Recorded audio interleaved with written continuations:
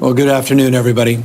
So an old sage goes that repetition is the mother of skill. So forgive me for repeating myself on a number of admonitions as it relates to the issue of personal responsibility, as it relates to addressing foundationally the transmission and spread of COVID-19 and the importance and potency of our own individual choices, our own personal responsibility as it relates to mitigating the spread of this disease.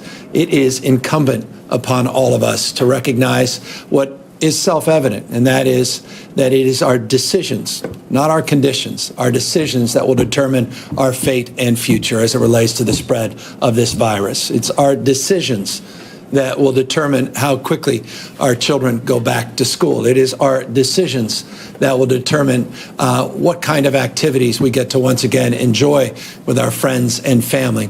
And of course, it's our decisions, personal and sum total of all of our decisions, that will determine how quickly our business sector can reopen with some semblance of the way things used to be. It's important to remind all of us that this transmission can be substantially mitigated by wearing face coverings, by wearing face masks. This slide we present is pretty self-evident, and I think the evidence is overwhelming. We've seen in other countries as it relates to the importance and potency of wearing face coverings to mitigate the spread of this disease. Recommendations now from the CDC clarifying that point of view, and clearly now an increasing number of people that are taking the personal responsibility not only protect themselves, but to protect others. And I just want to thank all of you that are doing that, for practicing the kind of behavior that will allow us to move past this pandemic sooner than we otherwise would. The issue of going outdoors and taking activities specifically that traditionally have been indoors and now moving them outdoors, obviously also to the extent airflow is a big part of that, can mitigate the spread of the virus as well. And that's why we talk often, not just about masks, but the importance of moving indoor activities outdoors. Accordingly, we talk about physical distancing, social distancing. Some refer to it physical distancing, just being 6 feet apart from people you otherwise do not mix with, people that are outside of your household, people that you come close contact with when you're out doing the essential day-to-day work that we all need to do. Fewer people you mix with, the significant reduction in the likelihood of seeing others contract the disease, and of course you as well being impacted by this disease. This next slide bears, I think, some consideration and reflection. I put this slide up a few months ago, worth putting back up today. The power of exponentials, this notion that just an individual that is positive, that comes into contact over a 5-day period with just 2.5 people. Within 30 days, those 2.5 people start mixing with others, and now you have over 400 people that have come down positive with COVID-19. You see just a significant, or rather modest by some people's estimates, but significant in terms of its impact, reduction in the number of people you've been exposed to. You just cut that in half from 2.5 people to 1.5 people. Now you're only impacting over a 30-day period through the power of those contacts, 15 people, and less still if you reduce your exposure to less than one individual. And so the point is, we have to minimize our mixing. We have to minimize the transmission of this disease. We have to minimize that by practicing physical distancing, wearing the face coverings, and doing the kinds of things that I think are well described and obviously now need to be more vigilantly followed if we're going to move past this more expeditiously. Last week, on Monday, I put out this new dimmer actions that we're taking in the state of California and what we've done statewide. We talked about those counties that are on the monitoring list, 33 counties, and I'll give you an update on those county lists here in a moment. Again, focusing on indoor operations, on gyms and fitness centers, places of worship, still allowing activity to occur outdoors. Accordingly, issues of barber shops and personal care services, I want to just make personal clarification on the issue of personal services. This was the slide we put up a week ago relating to indoor activity. It was our intention to provide for barbershops and the likes to be able to do their work outdoors. Turned out that was more challenging than it may have appeared. The good news is we now have new guidelines out on the COVID-19.ca.gov website, COVID-19.ca.gov website, clarifying what we can and can't do as it relates to haircuts and activities that we want to move indoors, outdoors for personal care service industry. Turns out, without getting into too many details, but issues of chemicals and shampoos and perms, it was more complicated than some had considered, particularly as it relates to local ordinances and rules and regulations that were in place. So we worked through that over the last number of days, and those new guidelines are up, and hopefully that provides some more clarity. If we need to provide even more, we'll get the good feedback, which I anticipate from the new guidelines we put up. But rest assured, the intention was to provide those activities with conditions outdoors, no longer indoors. Here's why. Again, we're seeing an increase in our 7-day average, total number of COVID-19 positive cases yesterday, July 19th, 6,846 positive cases. 7-day average, you see up there, 8,911. We take a closer look at our positivity rates, number of people tested, number of people that test positive, becomes a positivity rate, with now record 7-day average of daily tests, over 124,000 daily tests on average over 7 days. By the way, 127,000 tests yesterday. Our positivity rate over a 14-day period is holding at 7.4%. This time last week, it was at 7.4%. Our 7-day positivity average last week was at 7.7. When I announced on Monday, it's now at 7.2%. So 14 days holding at 7.4. Our 7-day dropping from 7.7 over a week ago to 7.2. Let's get under the hood, as we tend to do here, and look at the numbers a little bit more closely. That 7.4% rounded up. You see 7.39% positivity rate over a 14-day period. This represents about a 9.2% increase over a 14-day period. So you saw a big increase, and now we're seeing some stabilization. But again, no one is satisfied being north of 7%, and we got close to 8% last week. So these numbers can change very, very quickly, again, depending on our personal behavior, sum total of which will determine the direction of the lines on this graph and ultimately the direction of our ability to reopen this economy and get our schools back open, as all of us so desperately look forward to. As it relates to hospitalizations, we've seen a 16% increase in hospitalizations over a 14-day period. By the way, that is an increase, but it is a decline in the increase we've experienced over a 3-week period. Let me, without confusing you more, be more specifically. 2 weeks ago, we put up on Monday our hospitalization numbers. It said we were increasing over a 2-week period by 50%.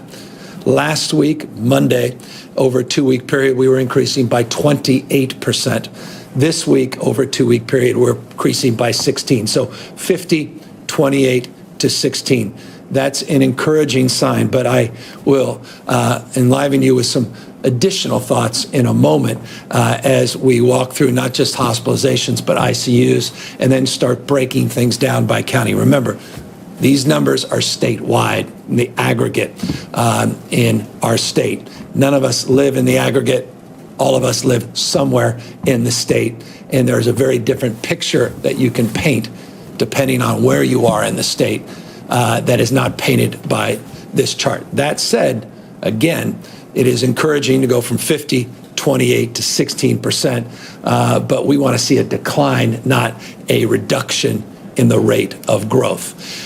Total population of individuals currently in our healthcare system, about 9%. Are identified as COVID positive, which is about where we left the week last week, often Monday, roughly 9%. traveling anywhere, where numbers are anywhere from 8 to 9% consistently over the last few weeks. But we're moving in a direction again where we're seeing pressure on the hospital system.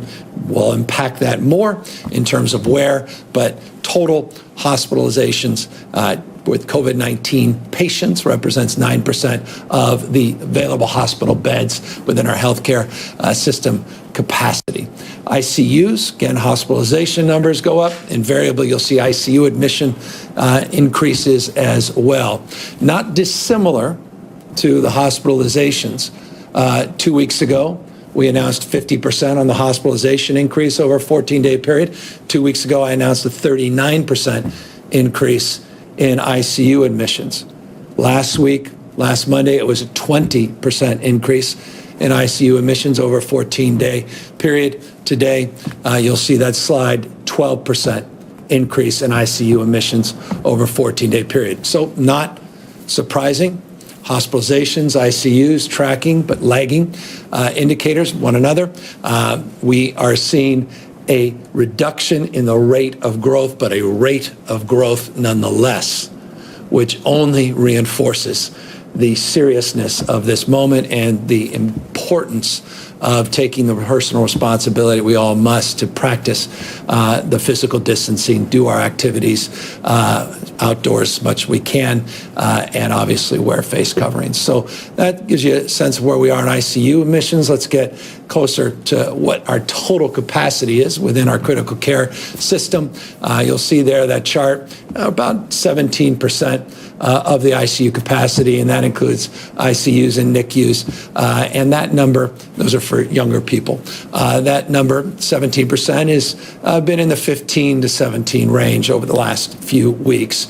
So total system, we feel like there's more of the orange you see on the chart than the blue. But again, certain parts of the state, this is absolutely not the case. You can reverse those colors and you'll see real constraint in ICU capacity. I'll be specific in Placer County today, just 18.6% of their ICU beds are available. There's parts of the state, it's even less still. San Benito, 0%. The ICU capacity available in that county. Again, an indication, county by county, that things look very differently than they do system-wide or statewide. And that's why it's so important to go back to this list, this monitoring list. Here are the 33 counties. This is the total number of counties that are on the monitoring list in the state. San Francisco did come on the county, which we had anticipated, announced that likely to happen Friday, did. And we are currently monitoring with very close technical assistance provided. These 33 out of our 58 counties in particular because of a number of issues related to criteria they set forth where we're not seeing things necessarily improve in all those critical areas. And so, again, this is a list that we are laser focused on. This list represents the overwhelming majority of the population in the state of California. This is a list where if you reside in these counties, we just only reinforce and underscore the urgency of the individual activities in terms of modifying our activities to help us mitigate the spread. In many of these counties, and I highlighted Placer County, Napa County, and others, we are seeing constraints in ICUs. A number of these counties more challenging as it relates to hospitals. And that's not just beds, that's individuals staffing the beds. A lot of parts of this state now where we are seeing an exhausted frontline staff of credible doctors and nurses and nurse practitioners that are being stretched, and we are helping to provide some semblance of support, including the support we received last week. I want to thank the Vice President for that support. 190 individuals, medical team came from federal HHS to help relieve some of that stress. So that is indeed top of mind in terms of where we are in certain counties, San Joaquin, Stanislaus in particular, that we have been monitoring very, very closely as it relates to hospitalizations, ICUs, and the issue of human capital, meaning personnel that need a break that need to be supplemented, need to be supported. As always, I end these presentations, as I often begin them, by encouraging you to wear these masks as we did today. Once again, encouraging you to practice the physical distancing, wash your hands, sanitation, always top of mind, and one of the most potent things you can do to minimize the transmission of this disease. And then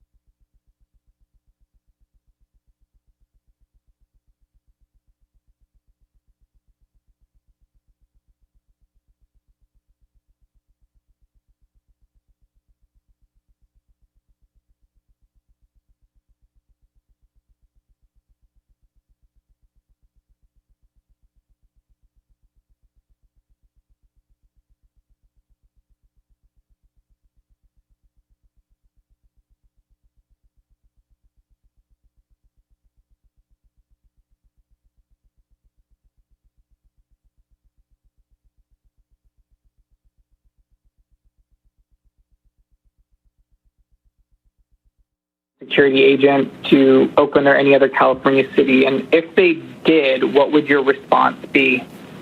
Yeah, the answer is no, and we'd reject it. Ahmed Dickerson, Fox 40. Hi, Governor. Thanks for taking my question.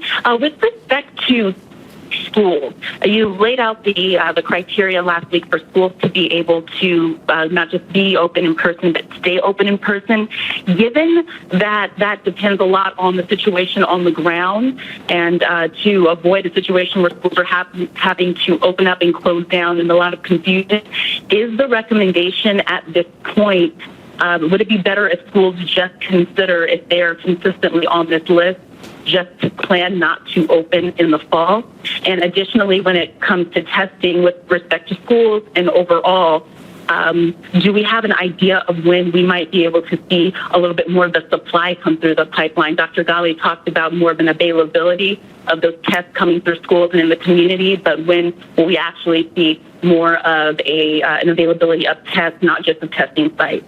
Right. No, I appreciate that. And as you know, we provided a minimum of 2 months, and we'll continue to provide PPE of all types, not just masks, face coverings, face shields, sanitation, sanitizers, and other sanitation equipment to the schools. We'll continue to provide them as needed basis. And as you know, we have this testing strategy where we'll cohort individuals on a consistent basis and test staff. Look, as more testing capacity as possible, and we've made a number of announcements, not just Dr. Ghali, but myself as well, about how to start paying for these tests and what our expectations are in terms of the health plans and the like. We continue to work to provide more capacity, not only within our labs, Quest and Elcor, but also with our universities and our community partners. I should note the CDC finally came through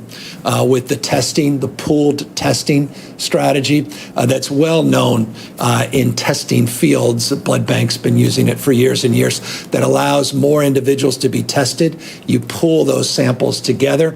They provided up to 4 of those samples to be collected. In some cases, you'll see it well in excess. We've been waiting for those guidelines to come down. I think that's going to open up the opportunity to see more testing along those lines. It's beneficial in one respect, that if everybody comes out negative, everybody goes on their way, but it just takes a positive to come in there, then everybody has to be retested again. But nonetheless, this is again, strategy that has been utilized in other parts of the world, and finally we are able to move forward more aggressively here in the state of California. As it relates to the question specifically you asked about preparing for the rest of the fall, I'm not of that fatalist opinion in this respect. As I said in the outset, it's our decisions, not conditions, that determine that fate and future. I've said this on many occasions. Forgive me once again. I'll repeat it. Future is not something to experience. It's something to manifest. It's inside us, not in front of us, meaning we have agency. We can shape this conversation. We can shape the future by our specific decisions. And that is my hope and intention, is that we bend the curve as we did the first time in this pandemic, and we do it again as we're dealing with this flare-up still in the first wave of this pandemic. And so if we can do that, we can get our kids back to school.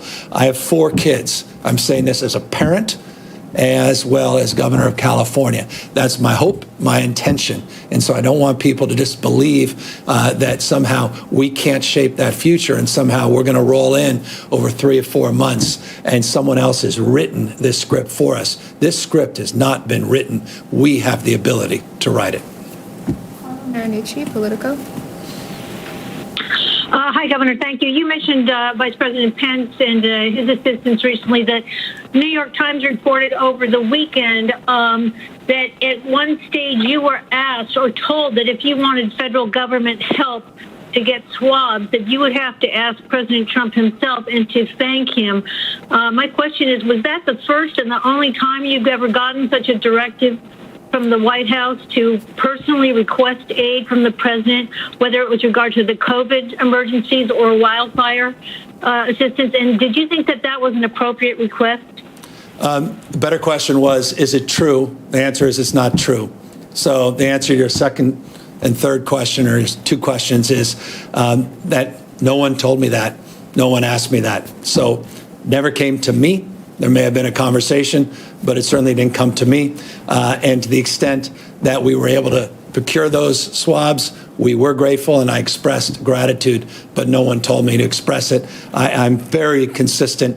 Anybody that's watching this, anybody that's willing to help this state, I'm going to express deep gratitude for that help.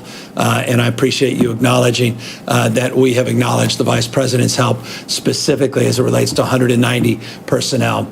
We continue to need more support. We need a national strategy, not just support here in the state. This nation needs more support on testing at a national level. And we continue to need more support on our efforts to contact trace, isolate, and quarantine individuals, and we certainly look forward to be able to complement those efforts if and when they materialize. Sophia Balog, SACB. Hi, Governor. Your administration initially said that for counties to get those attestations to reopen more quickly than the rest of the state, that they would need at least 15 contact tracers for every 100,000 residents. We reported last week that at least 17 of the counties that secured those attestations did not meet that threshold when they submitted their documentation. So I'm wondering, why did your administration decide to let them reopen without meeting that threshold? And are you planning to handle that threshold differently next time if, indeed numbers go back down and you're faced with a similar situation where counties want to reopen more quickly? Will you be handling that piece of it differently next time? Yeah, it's a wonderful opportunity because Dr. Galley and I were having a very robust conversation about this 2 hours ago. He's here, and he is principally on the front lines of this issue and this question, so better to get it directly from the source.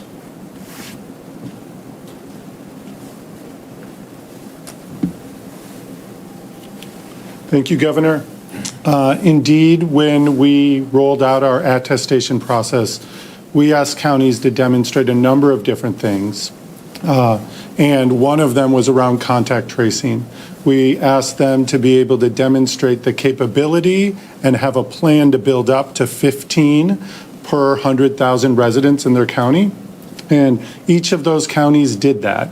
They were not required to have them identified, named at the moment.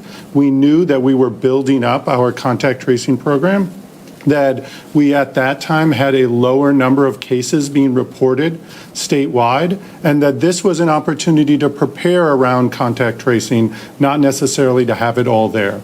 So at that time, each county that attested to that variance process did indeed say that they had a plan, and a credible plan. We talked to many of the counties about those plans and verified that they could be done. We also knew that through state assistance and our redeployment of state staff, which we set a goal to have thousands of state staff ready to go support the counties, that we could help them get to that critical level. So indeed, at the time, maybe there were counties that didn't have those 15 per 100,000 named. We knew that they had a plan to get there and continue to work with those counties to meet those plans and go beyond that as the increased level of transmission requires. I should note, because of the trained cohort of contact tracers now in excess of 10,000 in the state, phase one, we look forward to training more in partnership with UCLA and UCSF with a new platform that we have established. We also, and it connects the dot to the schools, as I mentioned last week, I'll reinforce it again today, we will be directing our contact tracers to partner with county health officials and what we refer to as LEEs. These are the local education administrators, to make sure that we are doing everything we can to make more robust the contact tracing efforts, particularly as it relates to school reopenings in the state. Samantha Young, Kaiser Health News.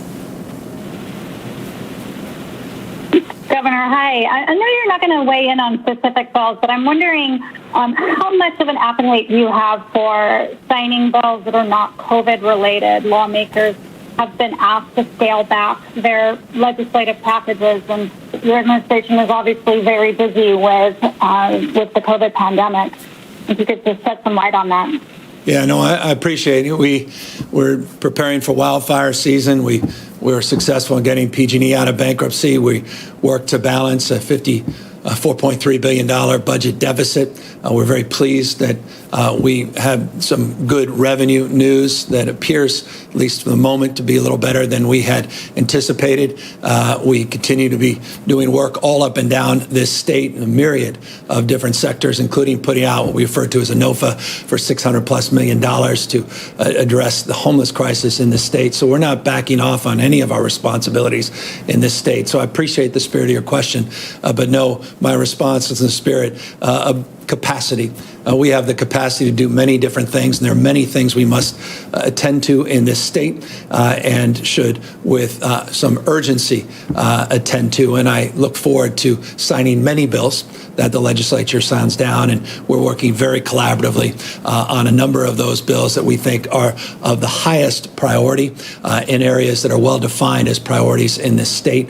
And I'm very grateful to legislative leadership, the Speaker and the Pro Tem, for how they have organized a construct during this very difficult time where they are not in a traditional legislative session. I know how pressure-inducing that is and challenging that is for them, and I just want to compliment them on their leadership and their stewardship, and we look forward to working collaboratively together, particularly over the next, 30 to 60 days. Well, less than that. By the end of August, we've got to work through this legislative session and getting a lot of those things across the desk, hopefully many of them signed, and to the extent we have some disagreements, a few of them where we may have to send them back for reconsideration. Kim Tobin, NBC 4. Hi, Governor. We have been talking about testing a lot here where we are in LA. And specifically, some of the issues that we're seeing here that you briefly mentioned, and I wanted to see if you could go into more depth on, was the amount of time it's taking. Right now, places like Quest are saying that they're seeing an average wait time of about 7 days, but we've talked to people who've seen it maybe taking 13 days to get results. And at that point, they maybe have 1 day left to have a day of quarantine. But what's being done to alleviate some of the stress and overflow that the labs are seeing in order for people to get that current status of if they're infected or not? Yeah, no, as you've seen an increase in the total number of tests, and I'll just remind you don't need to be reminded, but those that may be tuning in, just remind you, over 100 days ago, we were testing less than 2,000 people a day. That's not a lot of strain on the system in terms of getting those test results back.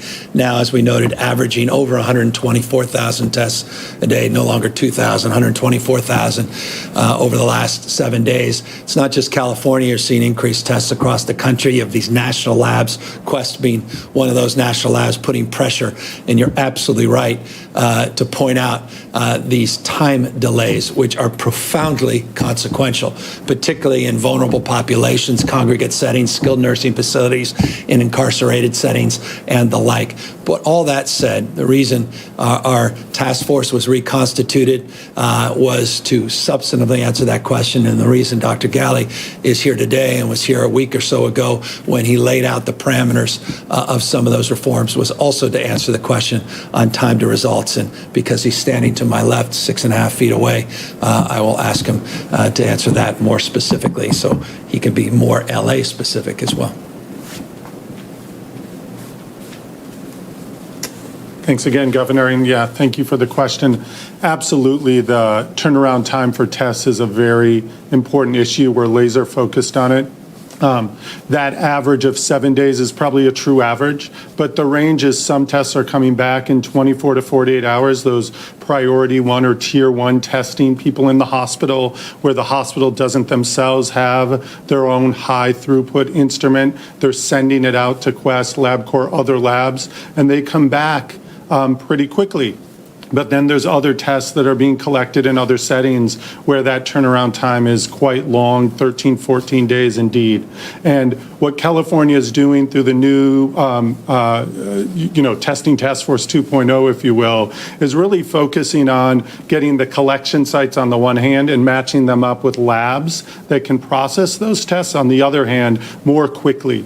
So instead of sending all of those tests, that increasing number of tests that the governor references, just to the same labs that we've always been working on, we'll continue to work with, we're exploring how to get those labs to other laboratories where they can be processed more quickly. So in some ways, it's matchmaking between where the tests are being collected and where the tests could be processed to bring down that test turnaround time.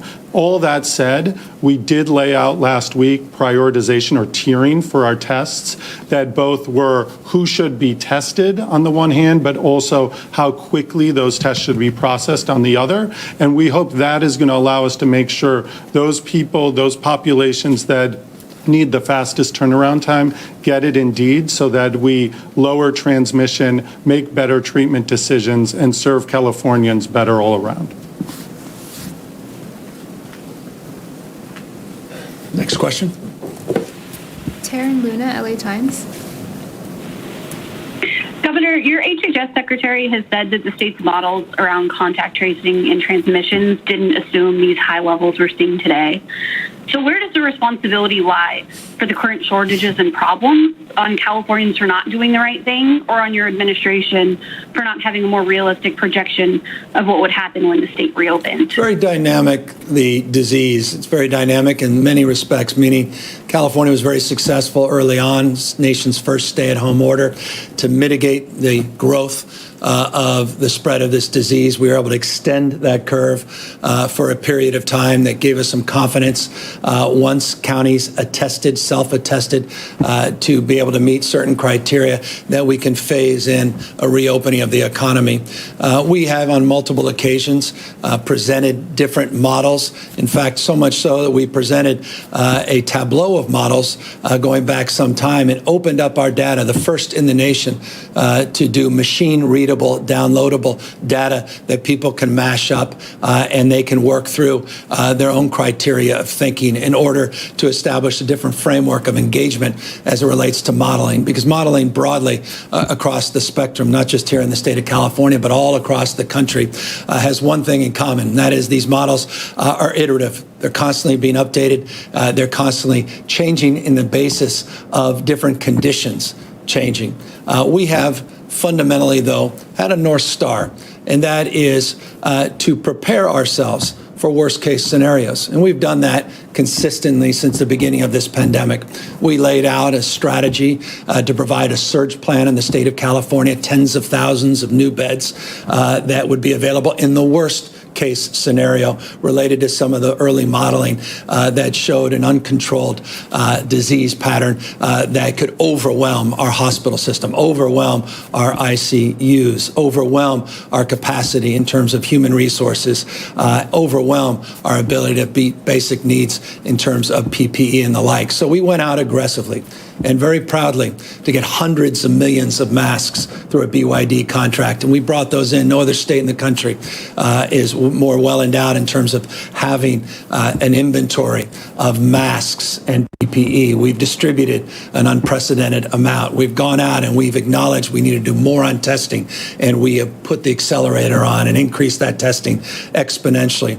We gave a phase one on our contact tracing, and it assumed, you're right, on the modeling 3,600 cases a day, and that's why we continue to test even more people in anticipation that we're going to have to make our contact tracing even more robust still. So it's a constant, never-ending process of iteration. I point no fingers, never have, never will, no fingers.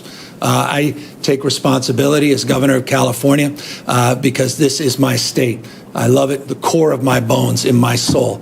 As a fifth-generation Californian, I care about every single person in this state. I don't care if you're a Democrat, a Republican, you agree with me, disagree with me. I care about everybody. And my job is to try to bring people together. My job is to try to hold us all to a higher level of accountability and expectation. I can't demand anything of people that they're not willing to do on their own. I just hope to influence a process and a behavior. And that's what today was about, encouraging people to practice some more personal responsibility along the lines that they have for many, many months. The reason we bent that curve had nothing to do with the state of California. It was a state of mind that was demonstrably advanced by 40 million Californians that met that moment early on and practiced that kind of social distancing through the stay-at-home order that allowed California not to become what other states were experiencing. And now, because we reopened and the modifications and the guidelines weren't universally abided by, we're asking people to just sort of sharpen the focus, sharpen their efforts, and that's exactly what we're doing here today. Final question, Kathleen Ronayne, AP. Hi, Governor. Governor, you've talked about the relative safety of outdoor settings compared to indoor. Earlier today, you mentioned that there's new guidance for hairdressers and barbers to be outside. Is there any consideration for letting schools or classrooms operate outside? Could that be part of the waiver process for schools that want to resume in-person learning? It's not currently in terms of the guidelines we put out specifically so far, but I'm open to argument. We're interested in evidence, and certainly we'll work with our local health officials. But we have the guidelines that we set out, we put forth as it relates to this counter monitoring list for 14 consecutive days. Once you're off that, we can start to recalibrate for being open for in-person instruction. We talked about additional waivers that are afforded elementary schools, which are also part of that guideline. And we obviously are doing everything we can to help the collective, and that is to deal with the background infection rates that fundamentally impact the decisions for schools to ultimately open. So with that, let me thank everybody for your questions, your time, and your consideration tuning in. I want to remind everyone, power and potency of simple act, simple gesture, wearing face covering, again, not just to protect yourself, but to protect others, and moreover, to send a message that's important at this moment that we are in the midst of this pandemic. It is not going away anytime soon, as much as we all would like it to go away. And so the sooner we get back to practicing a little bit more personal responsibility in terms of the work we're all doing, in terms of physical distancing, in terms of not mixing with cohorts outside of our household and wearing face coverings, none of that easy, I recognize. And again, not admonishing everyone. I'm just encouraging everybody. The sooner we do that, the sooner we can reopen these schools, sooner we can get back to some semblance of normalcy, sooner we can extinguish this virus. It will be extinguished, but it can be done on an accelerated time frame. And that's why I can't press upon you more.